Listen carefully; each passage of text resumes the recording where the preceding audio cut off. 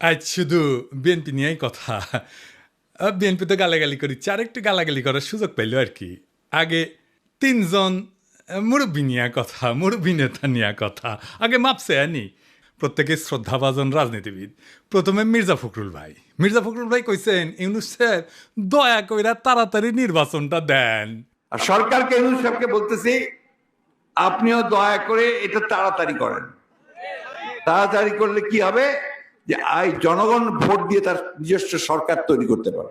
দেখেছেন সুর নরম হয়েছে, কি হুঙ্কার দিচ্ছিল বিএনপির লোকজন। 3 দিন আগে গেছিল নির্বাচনের দাবিতে মাঠে নামিচ্ছে বিএনপি, আন্দোলনের হুমকি দিছিল বিএনপি। করেন করেন আন্দোলন, ঈদ তো গেছে, করেন আন্দোলন, নাকি সামনের ঈদের পরে করবেন। এই হুঙ্কার আবার ইন্ডিয়ান পত্রিকা আসে, দেখেন কি লিখেছে। ভোট কবে পরিষ্কার বলুন, বাংলাদেশ যেন গাজা না হয়। সংস্কারের দোহাই দিতেই ইউনূসকে তোপ বিএনপির সাফ কথা। এদেশের মানুষ নিজস্ব সরকার দেখতে চায়। দেখি যাও ইন্ডিয়ান পত্রিকায় কি হেডিং দিছে। ইন্ডিয়ানদের নির্বাচন নিয়ে এত কুরকুরে নি কেন বলেন তো? আমরা যদি আমাদের আক্কেল কাজে লাগাই, ইন্ডিয়া জিন্দেগিতে এমন কিছু বলবে না বা এমন কিছুতে সাপোর্ট করবে না যাতে বাংলাদেশের মানুষের ভালো হবে। ইন্ডিয়ানরা যা বলবে ঠিক তার উল্টা দিকে দাঁড়াবেন। ইন্ডিয়া যদি বলে না নির্বাচন এখন দা ঠিক হবে না, প্রফেসর ইউনূসের সরকার আরও থাকুক, আপনি তখনই কবেন প্রফেসর ইউনূসের পদত্যাগ চাই, প্রফেসর ইউনূস ক্ষমতা ছাড়ো, বুঝাও। রাজনীতি কালে খুব জটিল কিছু না, ইন্ডিয়া যা কবে তার উল্টা দিকে আমাদের মঙ্গল। আর বাংলাদেশের কারো কথা যদি ইন্ডিয়ার সাথে সবসময় মিলে যায়, তাহলে বুঝবেন ওই হালায় কলকাতা হারবাল খাইছে, হালা ইন্ডিয়ান মাল। মির্জা ভাই ইঙ্কা করে কলে তো হবি না, আপনাকে না গান গাওয়া লাগবি, গান গায়ে কওয়া লাগবি। একটা গান বানিয়েছি শুনবেন, হ্যাঁ বাড়িতে না প্র্যাকটিস করে মাইকের সামনে গাবেন। আমরা খুব ফাইন হয়েছে মির্জা ভাই, শুনবেন, শুনেন। নির্বাচন, আহা নির্বাচন, নির্বাচন চাই নির্বাচন, তা না হলে ইউনূস যাবে নির্বাসন। দিতে হবে নির্বাচন এই ডিসেম্বরে, তা না হলে আন্দোলন রাজপথে ঘরে ঘরে। আর নয় আন্দোলন রোজা ঈদের পরে, এবার হবে হবে ঠিক ডিসেম্বরে নির্বাচন, আহা নির্বাচন। এইবার আসেন দেখি বিএনপি কেমনে ইন্ডিয়ান বয়ান ফেরি করে, সেটাই না দেখি। বিএনপির রিকমেন্ডেশনে হওয়া পররাষ্ট্র উপদেষ্টা তহিদ সাহেব আর বিএনপি নেতার ছোট ভাই জসিম ইয়া ডিচুম ডিচুম ডিচুম ডিসা আসা না হয়েছে। এডিটার সাহেব এটা দেখান না এই জসিমের ম্যাচ পিট মেলা দিন দেখি না, এটা দেখান না।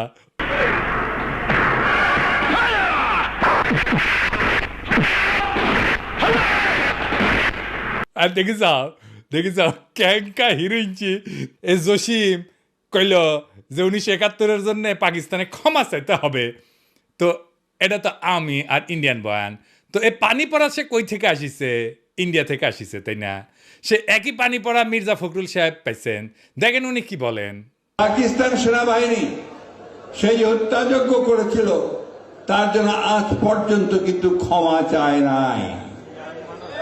গণহত্যা করেছিল, লক্ষ লক্ষ মানুষকে হত্যা করেছিল, তার জন্য পাকিস্তান এখন পর্যন্ত কিন্তু বাংলাদেশের কাছে ক্ষমা প্রার্থনা করে নাই।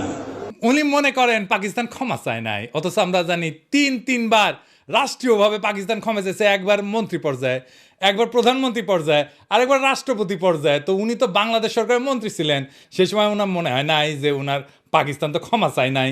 এখন কেন বলেন? কারণ ইন্ডিয়া বুঝেছে আমরা তোমার ক্ষমতা টেনে দিচ্ছি, এমনি তো হবে না, খরচাপাতি আছে। আওয়ামী লীগ যে সার্ভিস দিত সেটা দাও।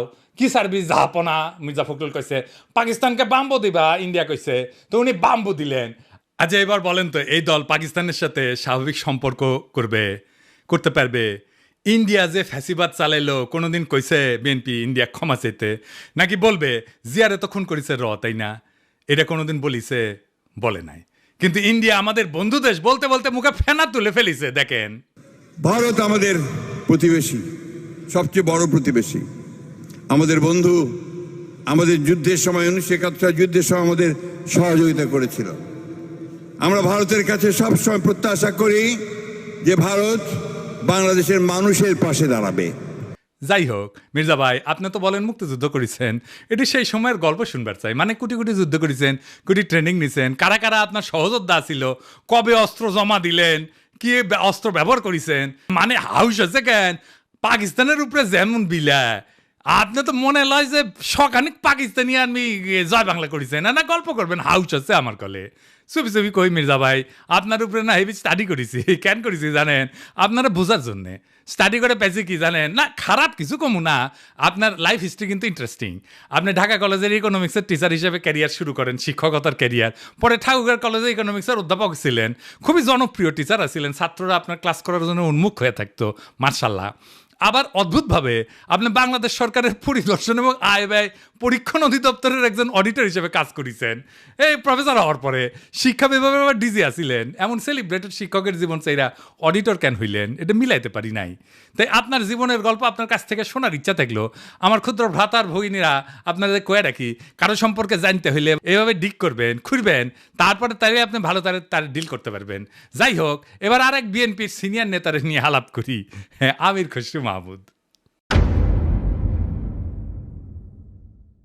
যে সরকার জনগণের ভোটে নির্বাচিত হবে তারা জনগণের কাছে দায়বদ্ধ থাকবে, জবাবদিহি থাকবে, সেটা যেই সরকারই হোক।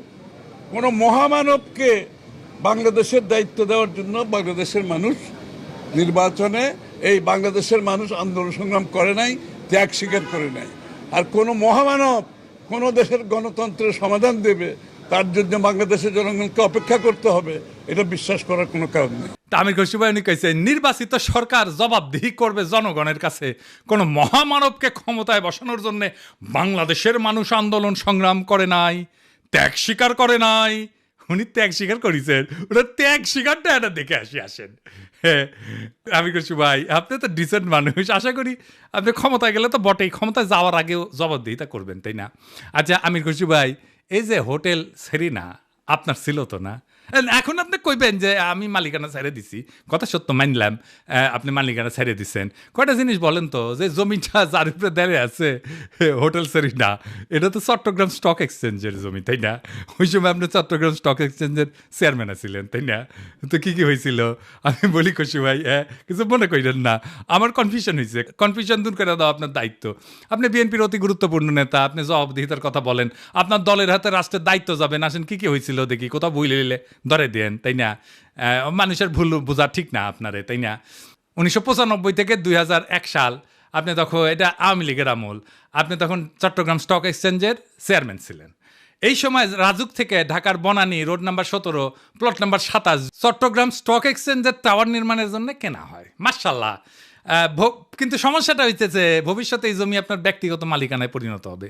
কেমনে হবে? এটা বিশাল স্টাডির ব্যাপার, মেলা সময় লাগিছে কলে, এমন কঠিনভাবে এটা খাইছেন আপনি, মাশাআল্লাহ, জটিলভাবে খাইছেন কলে আপনি। এটা আপনার আমার স্যালুট জানানো লাগে। যদি এরকম জমি জমার লোভ টোপ থাকলে হইনি না আমি গেল আপনার ছাত্র হইলাম নি। কি চমৎকার ভাবে যে আপনি খাইছেন এটা। তো জমিটা পাইছেন, রেজিস্ট্রেশন হয়নি এখনো রাজুক থেকে। তো 25শে সেপ্টেম্বর 1999 সালে 74তম বোর্ড মিটিংয়ে চট্টগ্রাম স্টক এক্সচেঞ্জে সিদ্ধান্ত হয় যে প্লটটা ডেভেলপারকে দেবেন। ডেভেলপারটা ঠিক করে ফেলেন, আপনার নাম হচ্ছে গোলাম সারোয়ার। মুশকিলটা হইতেছে উনি আপনার ভগ্নিপতি। তখন প্লটের রেজিস্ট্রেশনই হয় না। রেজিস্ট্রেশন হওয়ার আগে আইনত আপনি ডেভেলপার নিয়োগ দিতেই পারেন না। আপনি ডেভেলপারকে নিয়োগ দেন ওই মিটিংয়েই, এটা একটা প্রক্রিয়ার লঙ্ঘন, কারণ এটা তো আপনার ব্যক্তিগত প্রতিষ্ঠান না। 19শে জানুয়ারি 2000 সালে রাজুকের সাথে রেজিস্ট্রেশন হয় আপনার চট্টগ্রাম স্টক এক্সচেঞ্জের। আপনি চেয়ারম্যান থেকে নিজের ভগ্নিপতিকে ডেভেলপারের দায়িত্ব দিতে পারেন? হ্যাঁ, আপনি মুরব্বী মানুষ, জিজ্ঞেস করলাম আর কি। মানে ধরেন আমি যদি কখনো চট্টগ্রাম স্টক এক্সচেঞ্জের চেয়ারম্যান হই, আমি কি আমার ভগ্নিপতির স্টক এক্সচেঞ্জের জমিতে বিল্ডিং বানানোর জন্য ডেভেলপার হিসেবে নিয়োগ দিতে পারবো নাকি পারবো না? এরা কয়া দিলেন আর কি, এনে শুনলাম মুরব্বী মানুষ না। আচ্ছা, এইবার 15 নভেম্বর 1999 75তম বোর্ড মিটিং, মানে একটা পরেই আর কি, এখানে সিদ্ধান্ত হয় যে গোলাম সারোয়ারের সঙ্গে চুক্তি হবে যে চট্টগ্রাম স্টক এক্সচেঞ্জকে উনি বেসমেন্ট এবং 5টা ফ্লোর দেবেন, মানে 6টা আর কি। ভালো কথা, এই 5টা ফ্লোরের কথা মনে রাখেন, বেসমেন্ট সারা 5টা। হ্যাঁ, এরপর 13 ফেব্রুয়ারি 2000 সালে চট্টগ্রাম স্টক এক্সচেঞ্জের বোর্ডকে পাশ কাটায় স্টক এক্সচেঞ্জের সিইও ওয়ালিউল মারুফ মার্টিন এবং গোলাম সারোয়ার আপনার ভগ্নিপতি, এই দুইজনের মধ্যে একটা আনরেজিস্টার্ড চুক্তি হয় যে চুক্তি কখনো রেজিস্ট্রেশন হয়নি। আপনি আগে বোর্ডের মিটিংয়ে ডিসিশন নিয়েছিলেন 5টা দিবেন ফ্লোর, এইখানে আপনি লিখলেন 4টা ফ্লোর দিবেন। এটা কমে গেল আর কি। এইটা অবৈধ চুক্তি এবং জালিয়াতিপূর্ণ চুক্তি। এইখানে পেনাল কোড 467, 468 এবং 471 ধারা লঙ্ঘন হয়েছে। আইনের ভাষায় কইলাম আর কি। তো 74 এবং 75তম বোর্ড মিটিংয়ে গোলাম সারোয়ারকে ব্যক্তিগতভাবে ডেভেলপার হিসেবে নিয়োগের আলোচনা হয়, কিন্তু সিইও যে সিগনেচারটা করলো না যে 4টা মিটিংয়ে, ওইখানে হোটেল সারেনার মালিক হিসাবে তার সাথে এগ্রিমেন্টটা হইল। সারেনাকে তখন হয়নি যখন আপনি বোর্ড মিটিং করেছেন, বুঝছাও। তো এই সিইও ওয়ালিউল মারুফ মার্টিন সে বোর্ড মিটিং উপেক্ষা করে সারিনার সাথে একটা চুক্তি করল। সে কি পারে? হ্যাঁ, পারে না, তাই না? যাই হোক, স্টক এক্সচেঞ্জের তরফ থেকে আনুষ্ঠানিক বা বৈধভাবে সারিনাকে কোনো দায়িত্ব দেওয়া হয়নি, তাই না? হ্যাঁ, বোর্ডকে পাশ কাটায় যে আপনি সারিনাকে দায়িত্ব দিলেন, এটা আপনি পারেন না। এরপর 23শে মে 2000 সালে গোলাম সারোয়ার মানে আপনার ভগ্নিপতিরে একটা পাওয়ার অফ অ্যাটর্নি দেওয়া হয় যাতে জমি বন্ধক দেওয়া, আর্থিক ক্ষমতা দেওয়া হয়, কিন্তু ওইটাতে আবার কোনো ফ্লোর বন্টনের উল্লেখ নাই। এই চুক্তিতে বোর্ড অনুমোদনেরও উল্লেখ নাই। 10ই জুলাই 2000 সালে আপনি এবং বাদী আপনার স্ত্রী সারিনার 50% শেয়ারের মালিক হয়ে যান, কিনে নেন আর কি। কি টাকা দিচ্ছেন কে জানে। হ্যাঁ, ভগ্নিপতিকে রাস্তা তৈরি করে দিচ্ছেন, এখন নিলেন শেয়ার। 2010 পর্যন্ত হোটেলের মালিকানা ছিল আপনার। এইভাবে প্রাতিষ্ঠানিক সম্পদকে পারিবারিক ব্যবসায় রূপান্তর করে ফেললেন। এটা একটা জ্ঞাত ষড়যন্ত্র, ইংরেজিত কয় ক্রিমিনাল কনস্পিরেসি। ইংরেজিত যেহেতু কইছে ঠিকই কইছে। হ্যাঁ, 20শে নভেম্বর 2004 সাল রেজিস্ট্রেশন হয় জমিটার গোলাম সারোয়ারের নামে। অদ্ভুত ব্যাপার। তবে দলিলে সম্পূর্ণ ভবনের উল্লেখ নাই, দামে ব্যাপক গড়মিল দেখানো হয়, এটি সরকারকে রাজস্ব ফাঁকি দেওয়া হয়। দলিলে প্রকৃত দাম না দেখানো পেনাল কোডের 420 সিটিং এই ধারার আওতায় পড়ে। এইবার ভবন নির্মিত হয় আলহামদুলিল্লাহ। জিলাপি টিলাপি খাওয়া হয়, বিলার টিলার দেওয়া হয়। ভবনের অনুমোদন ছিল কত? 15 তলার। আপনি ভবনটা বাড়াইছেন কত? 20 তলা, 5 তলা এক্সট্রা। 12 হাত কাকুরের 13 হাত বেশি দেখেছি না, সেরকম 15 তলা অনুমোদিত বিল্ডিং এর 20 তলা হয়ে যাওয়া দেখলাম আমরা। এটা রাজুকের নিয়ম ভঙ্গ কইরা অবৈধ নির্মাণ, নগর উন্নয়ন আইনের গুরুতর লঙ্ঘন। আর চট্টগ্রাম স্টক এক্সচেঞ্জের 4টা ফ্লোর পরে এটা কমায় 4টা করা হয়েছিল না, সেটা আসলে যে অতিরিক্ত ফ্লোর বানায় দুটো থেকে দেওয়া হয়েছে। মানে মাছের তেলে মাছ ভাজিছেন, পুরা বিল্ডিং আর জমিন মালিক হয়ে গেছে আমির খুরশিদ মাহমুদের পরিবার। বুঝিছাও? মজার এই দারুণ চালাকি কইরা এমন একটা জায়গায় আপনি সম্পদ বানাইলেন, কি ফাইন সিস্টেম কইরা। আচ্ছা, খালেদা জিয়া এতিমখানার টাকা সরান নাই, টাকা ব্যাংকে ছিল, কিন্তু উনি নাকি নিয়ম মানেন নাই, তাই উনারে জেলে নিল হাসিনা। আপনার নামে কেন কোনো মামলা হইল না? আপনি তো বলেন আপনার মালিকানা নাই। মালিকানা ছিল তো ওই সময়, এক সময়, তাই না? ওই মালিকানার কি আপনি নিতে পারেন? আপনি ডিউ ডিলিজেন্স করেছিলেন? করেন নাই। আপনি জানতেন না 15 তলার পারমিশন নিয়ে 20 তলা বানানো হয়েছে? হ্যাঁ, তাও তো শেয়ার কিনেছেন। আপনার তো ডিউ ডিলিজেন্সই ধরা পড়ে যাওয়ার কথা। এই সারিনাতেই তো আপনি আবার ফার্মের বাসায় দান্দিক বোকাচোদাদের নিয়ে মিটিং করেন, কমিউনিস্টদের নিয়ে। ইনভেস্টমেন্ট সামিটের টাইমেও মিটিং করেছিলেন। আপনার কি প্রফেসর ইউনুসকে জবাবদিহিতার কথা বলা মানায়? আমি খুশি ভাই। হ্যাঁ, আগে দেখতাম মানুষ রাজনীতি করতে এসে গরিব হয়।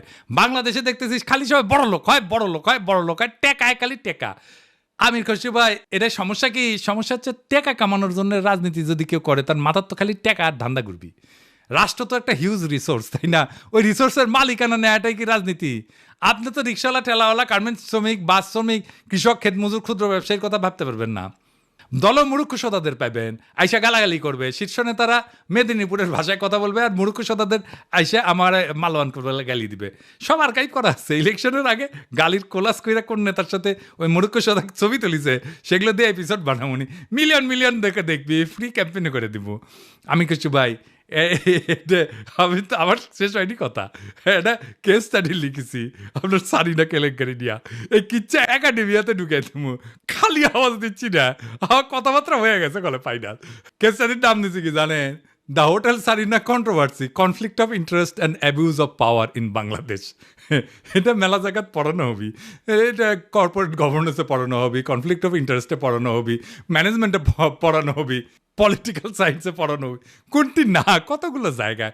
আরো দিন সাথে যাবি ফাইনাল করার জন্যে, আপনি বিখ্যাত হয়ে যাবেন। কইছিলাম না আমাকে লেড়ো না। হ্যাঁ, কাকে লেড়তে কাকে লেড়ে ফেলেছেন। এবার মির্জা আব্বাস ভাই। মির্জা আব্বাসের ভাবিছিলাম কিছু কমু না, এরে ওরে দিয়া মেসেজ পাঠায় আমি যেন আর কিছু না কই, আমি যেন তারা না ধরি। আবার নিজে তার দলের কর্মীদের লালায় দেয়, কয় নাকি সোজা হয়ে যাব। শুনেন। আপনার ফেসবুক চালান নাকি? চালান, জবাব দেন না কেন? যখন নাকি ফেসবুকের মধ্যে উল্টাপাল্টা কথা লেখে জবাব দিয়ে দিয়ে এগুলারে সোজা হয়ে যাবে। মিথ্যা কথা বলবেন, অপপ্রচার করবেন, অপকথা বলবেন, কথা বলবেন, কুকথা বলবেন, একটা মানসিক চরিত্র হরণ করবেন, এগুলো কি ভাই? আমরা রাজনীতি ছেড়ে দেবো, আপনারা দেশে আসেন, আপনাদের অনেক জ্ঞান, আপনাদের অনেক বুদ্ধি, আপনাদের জ্ঞান বুদ্ধি আমাদের অনেক প্রয়োজন। আপনারা দয়া করে দেশে আসেন, বুদ্ধি দেন, কথা বলেন, কাজ করেন, মেনে নেব। আমরা রাজনীতি করবো না, আপনারা আসেন না। কয় দেশে আসেন, দেশে আসেন, এই কথাটা আপনার দলের ভারপ্রাপ্ত চেয়ারপারসনরা কইতে পারেন না? আমি কি দেশে গেলে আমরা প্রাইম মিনিস্টার বানাবেন? ভারপ্রাপ্ত চেয়ারম্যানরা তো প্রাইম মিনিস্টার বানাবেন, আমারও তো বানাবেন না। দেশে আমারে ডাকেন কেন? উনারে ডাকেন। কয়দিন আগে কইছিল না সংস্কার করলে ছুঁড়ে ফেলে দিবি, আবার কি কইছে? আমি কখনো কই নাই। 2 দিনে কথা ঘুরে ফেলছে। কে সোজা হয়ে যায় দেখি চাও কে সোজা হয়। হ্যাঁ, দেশে দাগ ইচ্ছে যে ভাবিচ্ছে যে দেশে গেলে দাবরানি দিবি, আমাকে দাবরানি কেমনে দিবি জানেন? এই যে তার দলের নেতা স্কুল শিক্ষকের কলজা টেনে ছিঁড়ে ফেলাতে চায়, দেখি চাও। টানি ছিঁড়ি ফেলবো, একবারে টানি ছিঁড়ি ফেলবো তোমার। সেনো তুমি সেনো, চলো তোমার খারাপ খুব আমাদের একবারে নিশ্চিন্ন করে দিব তোমার। কি বলে কথা বলো তুমি? সেনো বিগ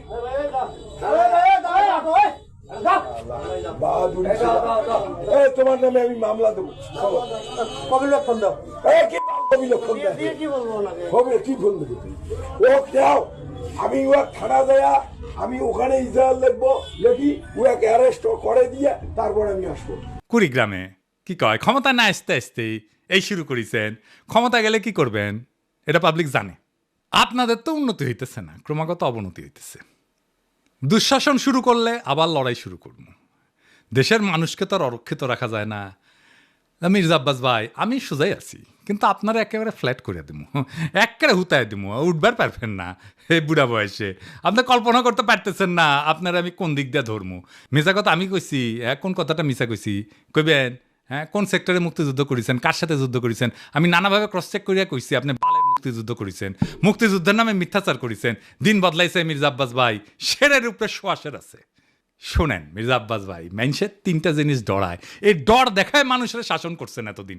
জানের ভয়, সম্মান হারানোর ভয়, আর সম্পদ হারানোর ভয়। আমার জানের ভয় নাই, সম্মান হারানোর ভয় না, আমার সম্মানই নাই। হ্যাঁ, আপনি কি নিবেন? আর সম্পদ এটাই, এই যে এটা কেড়ে নিতে পারবে না কেউ। আপনার লেসপেন্সারদের পিছে লেগে দিতে পারেন, বালটাও শিখতে পারবেন না।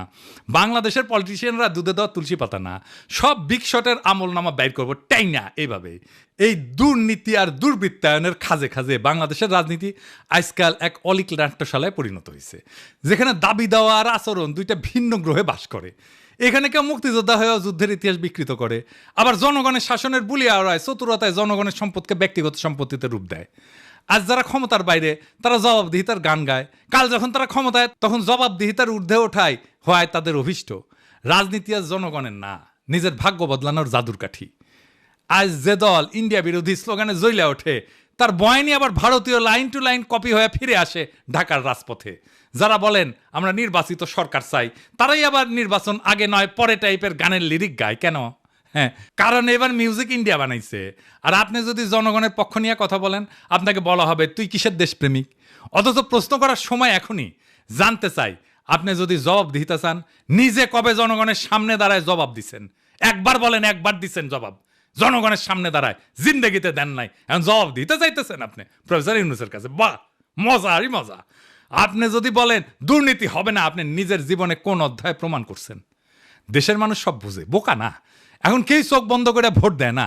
তারা জানে ঢাকা শহরের প্রত্যেকটা বিল্ডিং এর ছায়ায় লুকায় থাকে এক একটা রাজনৈতিক ষড়যন্ত্র, একটা দুর্নীতির ইতিহাস। এখন সময় আসছে গলা ছেড়ে বলার, এই দেশ কারো বাপের না, পারিবারিক ব্যবসা না। এদেশের জমি, গ্যাস, শিক্ষা, ভোট সবই জনগণের সম্পদ। আর এই সম্পদের হিসাব চাই, জবাব চাই, বাম ডান না, ন্যায় অন্যায়ের মাপকাঠিতে। কারণ আজ আপনারা রাষ্ট্র ক্ষমতা নেওয়ার কথা বলতেছেন, নির্বাচনের কথা বলতেছেন, আপনার বগলে পুরানা লুটের খতিয়ান। এই বাংলাদেশকে আমরা বদলাবো, বাংলাদেশকে আমরা আমাদের স্বপ্ন দিয়ে সাজাবো, আমাদের বর্ষা বিপ্লবের স্মৃতি দিয়ে ভরাবো। এই দেশ আপনাদের মতো নেতাদের না। এই দেশ প্রত্যেক জনতার, প্রত্যেক নাগরিকের। এই দেশের মালিক আমরাই আমজনতা। আমরা যাচাইব, জনতা যাচাইবে, দেশ সেভাবে চলবে। রাজনৈতিক দলের ইচ্ছার কাছে আমাদের ভাগ্যকে আমরা আর বন্ধক দেব না। ইনকিলাব জিন্দাবাদ।